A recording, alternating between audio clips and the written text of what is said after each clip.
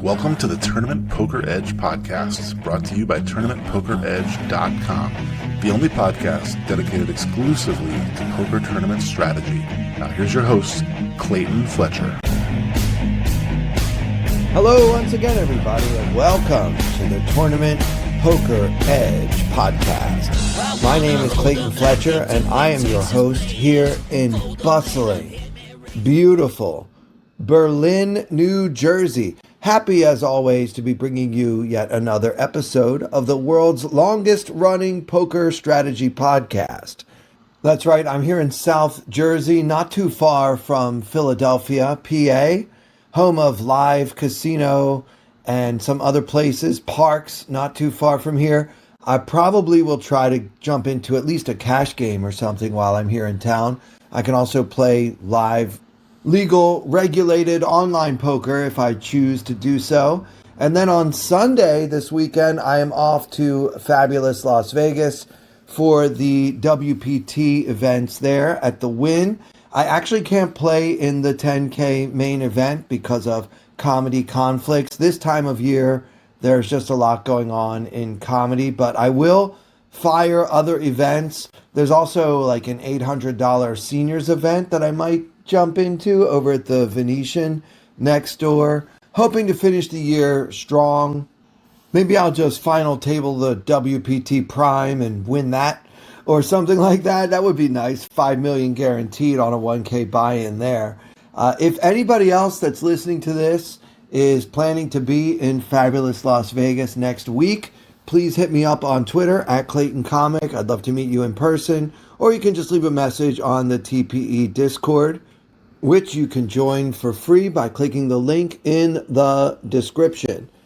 So I'm here in Berlin, New Jersey, and kind of reflecting on this year. I can't believe it's December already, but just taking a peek at my goals for the year, because very soon I'll have a brand new episode for you guys where I talk about how I did on my 2025 goals.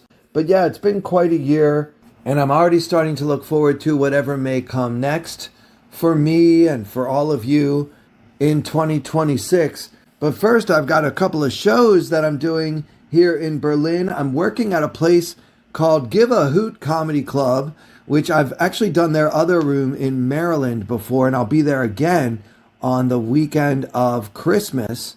But it's a really great concept for a business. I guess the owner is, not really sweating every nickel and dime like most comedy club owners are. And so as a result, he's able to give half the money that he makes from these comedy shows to charity. And it's a different charity every time. And my weekend, the beneficiary is the Children's Hospital of Philadelphia's Special Delivery Unit. I'm not sure what that is. It sounds like maybe it has something to do with prenatal and postnatal care, something like that. So obviously it's going to be a fun show for a great cause. I hope you guys can come out. You can get tickets to all of my shows at claytonfletcher.com.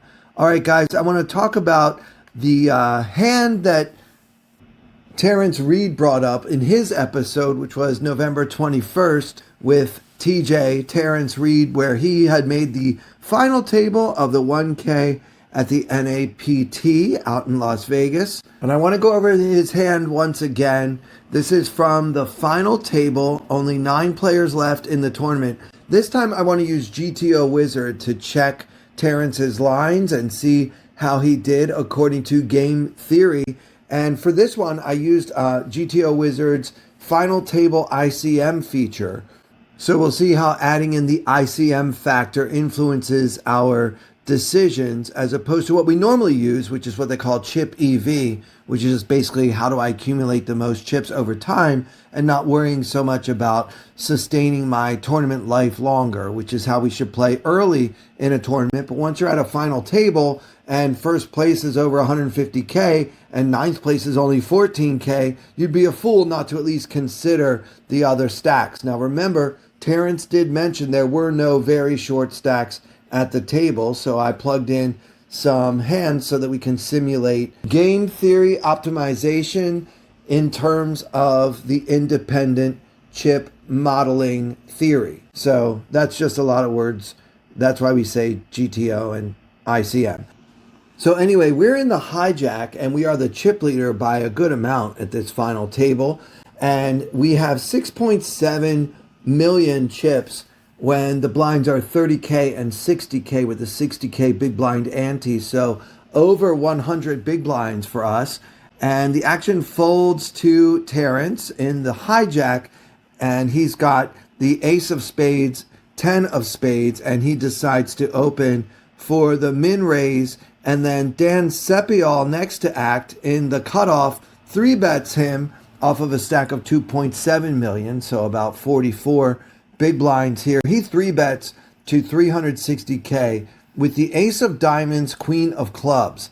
Now the action folds back around to Terrence in the hijack, and he decides to make the call. So I was wondering, I remember when we discussed it, do you ever want to put in the light 4-bet here with the ace 10 suited? So let's check everything about this using GTO Wizard with its final table ICM feature. It turns out GTO Wizard approves all. The ace queen off is allowed to call in position about half the time, but 3-betting to 3x is good too. So GTO Wizard approved for both hero and villain. And by the way, guys, we never 3-bet with ace queen suited in villain's shoes in the cutoff. So it's just a pure call with that hand. But ace queen offsuit is in the 3-betting range. Also, we never 4-bet with ace 10 suited. It's a pure call. So far, Terrence is batting 1,000. And now there's 900K in the middle. Dan Sepiol has 2.3 million in his stack. And the flop comes 10 of clubs, 4 of clubs, 4 of diamonds. Hero with the ace 10 of spades. So top pair, top kicker. We check. Sepiol bets a quarter pot and we call. Wizard always checks. We have no leads on this flop. And the ace queen off is actually supposed to check it back 70% of the time. So it is okay to bet like our aggressive opponent did in real life. But yeah, it's actually a check back 70% of the time. So he does bet and we call. And now there was some talk last week of whether we should check raise. I know that Terrence said that at the chip EV level, we do have some check raises, but that he suspected because of ICM, we should just check and call here. And the Wizard agrees this is a pure call. So far, Terrence is playing this hand absolutely perfectly. So good on you, TJ. Torching with TJ. And then with 1.3 million in the middle, the turn comes the king of spades. We check again and villain bets half pot and we call once again. So sure, we have no leads once again on the turn. We don't ever lead out. It's a pure check to the razor once more. And guess what? Ace queen always bets on this turn card. I guess we're putting in maximum pressure. The king is a better card for villain's range than it is for hero's range. It's also, we have a gut shot now with the ace queen. So yeah, ace queen off always bets. Different sizes. It's a mixed strategy, but there's no checking back.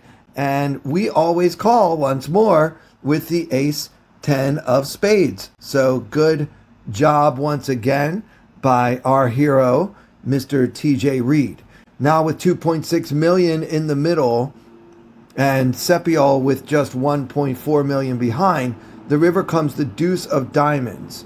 So our board is 10-4-4 king deuce. Hero checks one more time and villain shoves, and we decided to call and win this huge pot.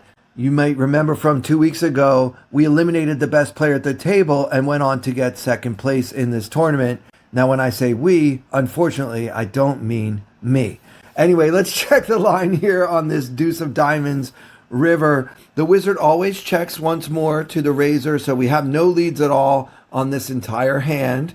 But villain never actually shoves. So Sepiol shoved, and it's really the first true mistake, blunder, that's been made in this entire hand. We're actually supposed to check give up 70% of the time in villain's shoes and bet small the rest. Maybe a third pot, something like that. Leave yourself a few chips so that if you happen to lose the pot, you can just try to ladder up from there, maybe not get ninth place, go for eighth or seventh, whatever.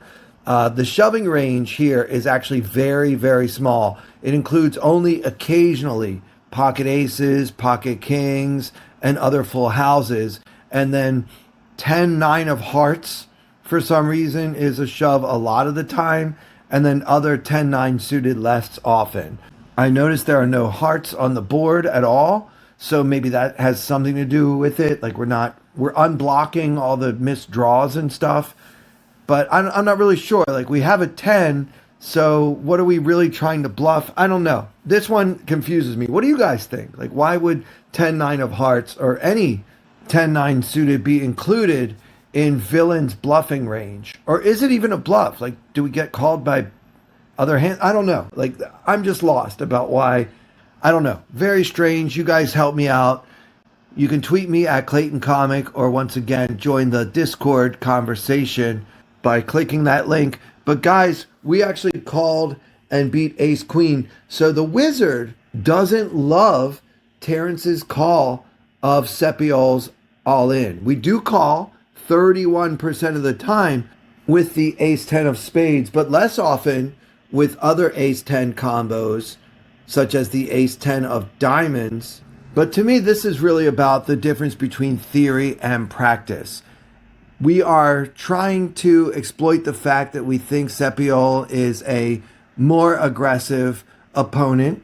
And we talked a couple weeks ago about why that would be. He's got a lot of money. He probably feels like he's the best player at the final table, and he's going to try to get the chip lead away from Terrence, whatever. You know, there's a lot of kind of meta game going on here. But yeah, I think because of that, this would be the opponent to call against more than 31% of the time. Like if we could play this hand every day against a different opponent, when you've got someone that's more aggressive, then you want to be calling more often. So that's kind of how you, generally speaking, want to apply theory and then combine it with your read, with exploitation, with practice. Just call 31% of the time with Ace 10 of spades, but call 100% of the time with Ace 10 of spades when your opponent is Dan Sepiol. It really worked out. Whatever happened worked out great for Terrence. As we now know, he went to take second place in this event for almost $100,000. All right, let's keep using GTO Wizard, but this is going to be from a hand that I talked about on last week's episode, which, if you remember, was from a $55 online MTT. And so for this one, we're going to use the wizard, but switch back out of the final table ICM mode and look at this hand from a chip EV standpoint. So again, 2250 and 4500 are the blinds. We've got about 98K in the stack, right around 22 big blinds. The button opens to 9,000, just a min raise, with a stack of 300,000. And he's got 7-5 offsuit. Small blind folds, and I make the call with 10 of diamonds, 9 of clubs. So button with 7-5 off, and big blind with 10-9 off.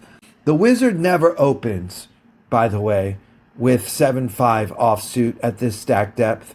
Actually, the worst offsuit hands in the opening range for villain are like King 7 off, 10-8 off, 9-8 off, but not all the way down to 7-5 off. We have just a very exploitable play here when we choose to open such a weak hand at this stack depth. Even King 6, Queen 7, these are 100% pure folds. So already on the first decision, button has gone completely off the rails and is not in GTO land anymore. Therefore, for the rest of this review, I will just focus on myself, hero with the 10-9. And GTO Wizard loves my call, so it's 100% pure call. And now with 24K in the middle, and we've got 87K behind, so just over an SPR of 3. The flop comes King of clubs, 10 of spades, Trey of clubs. We've got 10-9 offsuit, and I decide to check. Villain bets 7K into 24K, and I make the call. So the wizard always checks.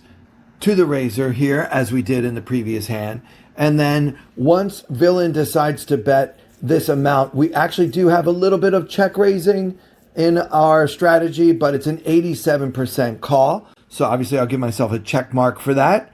And now there's 39K in the middle, and the turn comes the King of Hearts, pairing the top card on board, and both of us checked. So checking the line here once again, the wizard actually does check 91% of the time, but the rest, we're actually supposed to bet 1/3 pot. So when the top card pairs like that, we can actually lead a little bit, 9% on the turn. So yeah, I didn't really consider that. I felt like this was a check to the razor again, see if he wants to try to bluff me. I didn't really see much value in betting, but I now do, because there are some draws available. Any number of gut shots on King 10 tray, any number of flush draws that we could probably get some value from. So yeah, I do like betting once in a while here. And of course, we could also bet with a draw of our own once in a while as well. But checking 91% of the time is great, so I'll pat myself on the back once more for my play on the turn. And now the river comes the deuce of spades. So our final board, King 10 tray, King deuce, and no flush came in. And I decided to finally lead out here on the river. I put in 9,000 into the pot of 39,000. Now my rationale at the time was I didn't want villain to be able to check back with a hand that I can beat that he might have paid me off with. And instead, to my surprise, to my astonishment, he raised it up to 26,000 and I made the call. So let's look at the GTO solution here. GTO Wizard says, always bet my hand on this river. So I'm really glad that I found this bet. Sometimes we just kind of get into autopilot where we check the flop, we check the turn, and then of course we check again on the river. But this is a spot where we're never supposed to check the river. However, the bad news is my sizing is too small. We do bet this sizing a little bit of the time, but it's mostly bigger than what I did. Anyway, I'm just happy that I found the bet at all. And now let's look at my call when we get bluff raised here. The wizard always calls this raise. As a matter of fact, we don't have a lot of folds against this raise. The range includes no 10s at all. So all of our 10x, such as 10-9 that we have here, and other 10x that's in our calling range pre-flop. Most of the folding range is actually just our bluffs and some of our threes some of the time. So like with a hand like ace tray suited, we're supposed to call 34% and fold the rest. A hand like 7 tray suited in our shoes, we're supposed to call 24% of the time and fold the rest. So we don't even always fold a tray in this spot. So most of the folding range is just those pure bluffs, missed draws like queen jack suited and jack 9 suited, stuff like that. Mostly everything else calls at least some of the time.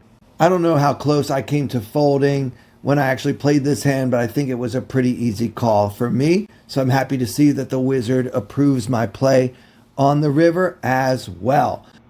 You guys can see how GTO Wizard would become my favorite tool for improving my poker game. And if you want to get involved with this program, I have a great deal for you. You can get 24 hours unlimited access to all of GTO Wizard's features and then save 10% off your first purchase just because you click the link. You've got to click that link in the description, our affiliate link, so that you can get that discount and the free trial. And that URL, say it with me now, is gtowizard.com/p/TPE. All right, let's do one more hand this week. This is a new hand that I haven't discussed on the podcast before. It's kind of been eating at me for a while, so I want to hear what you guys think about this one. It was a $33 online 6max Turbo MTT, and registration had just closed. The blinds were 1K and 2K with a 200 ante per player, 6-handed, 6max Turbo, and we've got about 30,000 in the stack. The average at this point was just about 35,000. And the player under the gun opened to 4K off of a stack of 40K. The action folds all the way around to me in the big blind. Hero with the king of spades, jack of spades. in the big blind facing a raise, a min raise from under the gun. I decided to call, but I think shoving might be okay here. We've got a suited king jack, so we do block some of the range that villain can call a shove with. Obviously, pocket kings, ace king, hands like that, pocket jacks. And we also are doing okay against ace queen and ace 10, which may call the shove. I'm not sure if they are supposed to call with ace 10 suited or unsuited or what. But yeah, the fact that he's under the gun makes this a little bit more of a call, I think, than a shove. Like, obviously, versus a button open, I think we can shove this hand very profitably. But yeah, just the under the gun range, even at a six-handed table, is a bit tighter than it would be from the button. So that's why I decided to call, but I do think shoving is probably plus EV as well. Anyway, I called, and now there's 10,000 in the middle.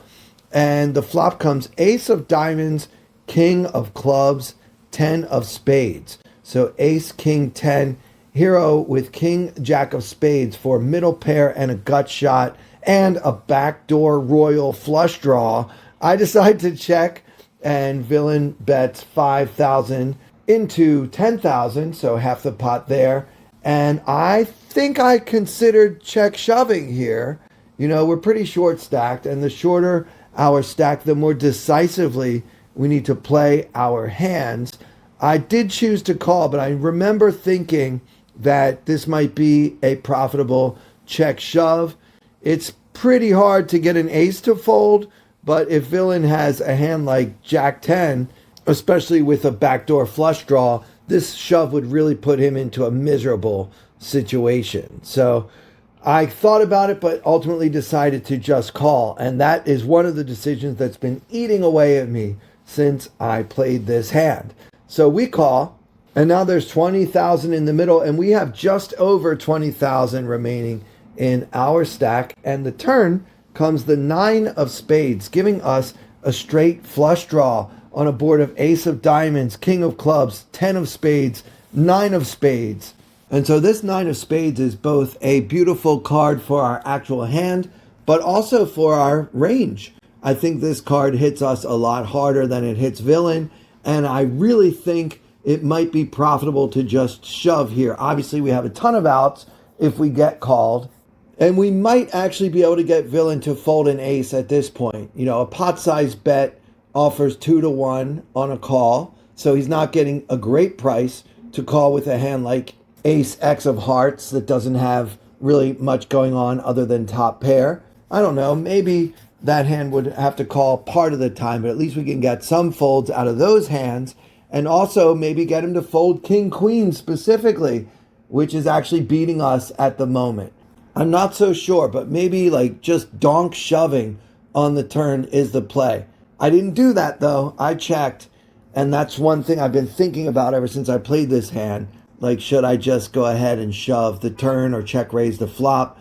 Find a spot in this hand to be more aggressive and decisive. Instead, I checked passively, and villain bets 10K into 20K, which is only half the pot and half my stack. So can I check raise now? I don't think so. I decided to just call. I've got too much going on to fold. I don't know what I'm going to do on the river. I'm hoping to hit the flush. And now with 40,000 in the middle, the river comes the 8 of clubs for a final board of ace of diamonds, king of clubs, 10 of spades, 9 of spades, 8 of clubs, hero with the king of spades, jack of spades. So we do block the nuts for what it's worth. Do we want to bet this river? I don't see much value in doing that. Maybe we can get called by jack 10, which is one of the hands we've been thinking about. But it's hard for him to have that when we have a jack in our hand anyway. And I'm not sure jack 10 wants to bet the turn. Yeah, I decided to check. I'm not sure what I was going to do. If villain shoves on me now, I'd be getting 5-1 on a call. And I just wasn't sure how I would handle that particular situation. So I checked, not really knowing what I was going to do. I probably have to call getting 5-1. Like, you really don't have to be good very often, right? I don't know. The villain has taken a strange line regardless of what he has, and it gets stranger when he checks it back on the river and shows the king of hearts, 9 of hearts, So he made 2 pair on the turn and didn't go for value on the scary river card. So I have a lot of regrets about this hand. I ended up busting shortly afterwards, but that's not why I have regrets. I just feel like when I'm down to 14 or 15 big blinds, maybe the best way to play is just be decisive and aggressive as early in the hand as possible. Let me know what you guys think. Hit me up. Also, guys, I want to thank you for all of your recent glowing reviews on Apple Podcasts. I really appreciate it. And all the 5-star reviews on Spotify. It just means so much to us. And that'll do it for this episode. For everyone here at Tournament Poker Edge, my name is Clayton Fletcher. Thank you so much for listening. I wanna hold them like they do in Texas, please. Fold them, let them hit me, raise it, baby, stay with me. Lock in intuition, play the cards with babes to start. And after she's been hooked, I'll play the one that's on